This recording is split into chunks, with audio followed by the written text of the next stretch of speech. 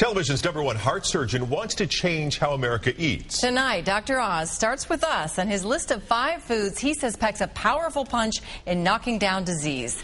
Cynthia Newsom shows us how they can help you keep healthy. Sure, it has to taste good, but Dr. Oz also makes sure that everything he puts in his grocery cart also makes a meaningful contribution to good health. Your mother said they were good for you, and Dr. Oz agrees vegetables top the list. I love broccoli. People who eat 3 servings of broccoli a week reduce the chance of breast cancer by 75%. Dr. Oz says you can add carrots, citrus, and leafy greens too. Next, the TUMOR torpedoes. Whole grains. And whole grains can be quinoa, they can be wheat grain, but these are wholesome foods that come into our intestinal tract.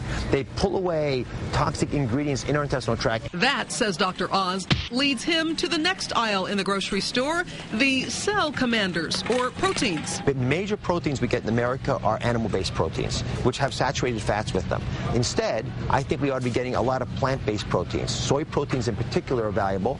Fish proteins also are useful. Another fighting food to make sure you add to the grocery cart, nuts and oils. I take walnuts, I soak them in water, and by soaking them in water, I get rid of some of that bitter taste they sometimes have. The final fighting foods, spices and herbs.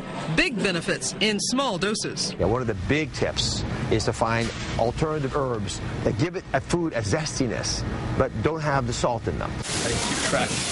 Good food, and according to Dr. Oz, it will help make families healthier, starting with children. What we need to do in America is to allow our children to evolve their taste buds, to begin to crave wholesome foods. Dr. Oz says 12 exposures to healthy food will have your kids craving them, even broccoli. Cynthia Newsom, NBC Action News.